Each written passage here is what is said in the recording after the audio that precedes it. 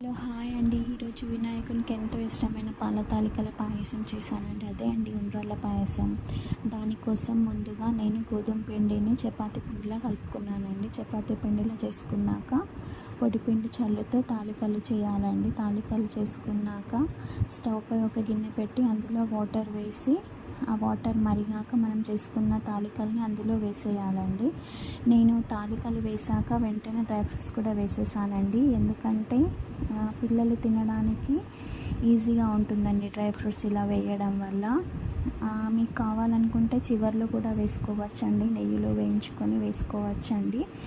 అలా తాలికలు dry fruits వేసేసాక కలుపుతూ ఉండాలండి. స్టవ్ మాత్రం సిమ్లో పెట్టుకోండి, ఎందుకంటే స్టవ్ సిమ్లో లేకపోతే ఎక్కువ పెట్టి చేయాలనుకుంటే పాయసం మాడిపోతుందండి. అలా మాడిపోవడం వల్ల టేస్ట్ బాగోదండి. అలా వేసుకున్నాక తాలికలు ఉడికాయి అనిపించాక మనం తురుముకున్న బెల్లాన్ని వేసుకోవాలండి. బెల్లం వేసాక బాగా కలుపుకున్నాక గోధుమ పిండిలో కొంచెం వాటర్ వేసుకొని ఆ గోధుమ పిండి వాటర్ని అందులో పాయసంలో వేయాలండి. అలా వేయడం వల్ల పాయసం అనేది చిక్కగా మారుతుందండి. అలా చిక్కగా అయ్యాక అందులో కొంచెం నెయ్యి వేసుకోవాలండి. నెయ్యి వేసాక బాగా కలుపుకోవాలండి. కలిపాక పాయసం దగ్గరగా వచ్చింది అనుకున్నప్పుడు స్టవ్ ఆఫ్ చేసేయాలండి.